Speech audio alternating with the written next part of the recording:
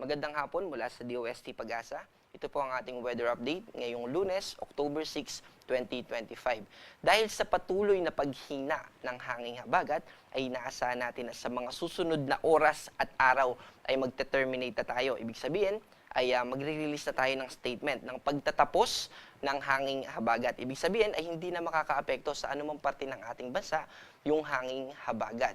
At after nun, ay mapupunta na tayo dun sa transition. Yung sa transition naman, titignan natin yung mga criteria na meron tayo sa Pag-asa para masabi natin kung malapit na ba o mag-o-onset na ba yung hanging amihan. Ibig sabihin, magta-transition tayo from habagat to transition, eventually amihan. Yung amihan, ito yung hangin na may mababang temperatura na galing sa northeastern part ng ating bansa.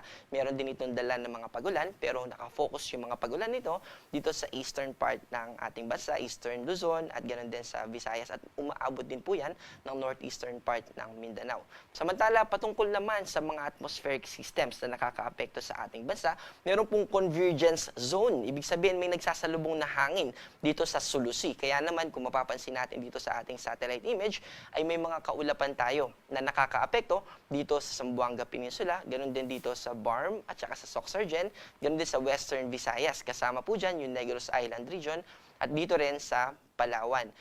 At bukod po dito sa convergence zone na ito, ay meron na rin tayong nakikita na northeasterly winds o yung hangin na galing dito sa hilagang silangan ng ating bansa, at magdadala rin naman yan ng kaulapan lalo na simula bukas dito sa probinsya ng Aurora at Quezon. Ibig sabihin ay makakaranas tayo ng mga light rains na associated dun sa hangin na binanggit natin kanina. Samantala, yung isa pang binabanggit natin noong mga nakaraang araw na bagyo, ito po ay si Typhoon Halong. So, mas lumakas pa siya from severe tropical storm. Ngayon ay nasa typhoon category na siya.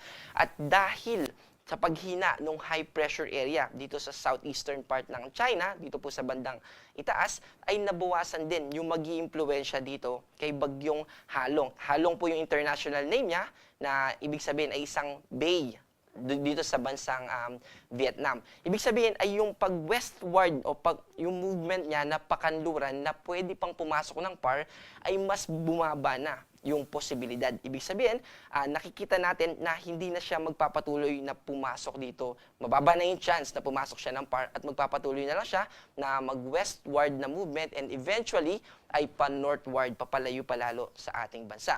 Ito ay nasa layong 2,005 kilometers northeast o east-northeast ng extreme northern Luzon. Ito ay may taglay na lakas ng hangin malapit sa gitna na 100 kilometers per hour at pagbugso na umaabot ng 125 kilometers per hour.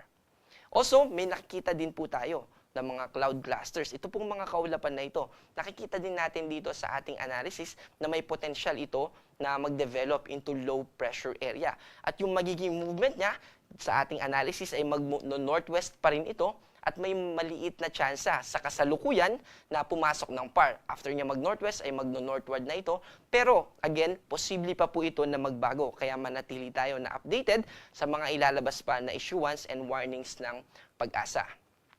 Para sa ating forecast bukas, katulad ng binanggit natin kanina, yung northeasterly winds na makakaapekto dito ay magdadala ng mga kaulapan lalo na dito sa probinsya ng Aurora at ng probinsya ng Quezon. Sa natitirang bahagi naman ng Luzon, except sa Palawan, ay makakaranas ng maaliwalas na kalangitan, mababa yung tsansa ng mga pagulan, except dito sa binanggit natin. At yung agwat naman ng temperatura dito sa Metro Manila ay 24 to 33, sa Baguio ay 15 to 25, sa Tugigaraw ay 24 to 33, at sa Legazpi ay 24 to 33 din.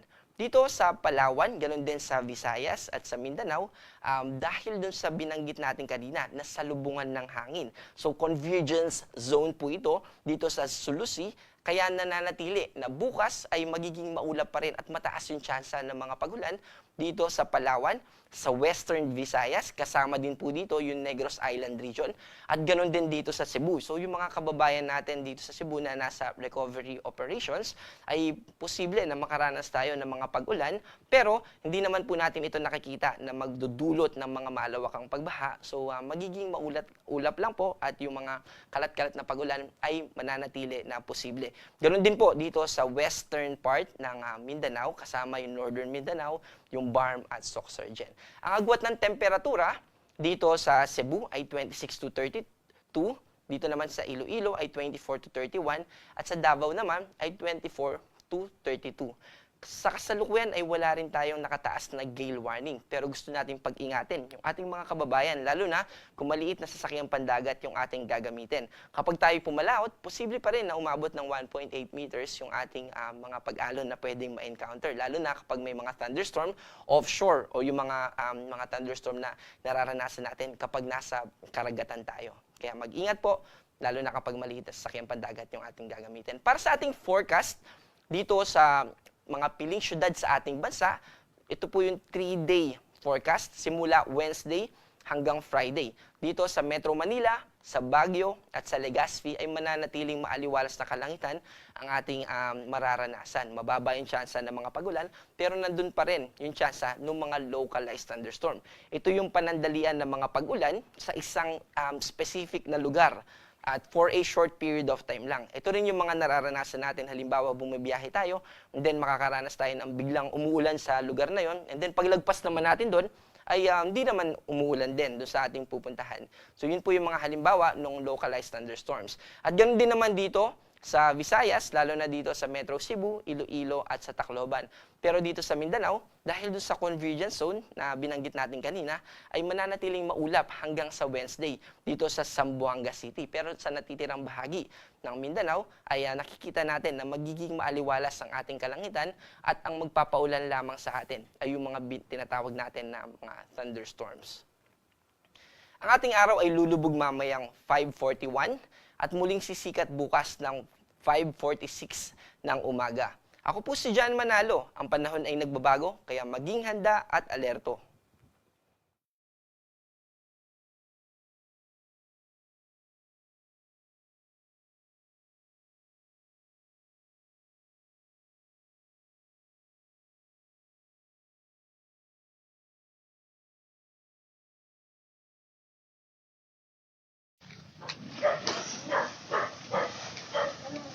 Hala, nung sa ning tubig oy.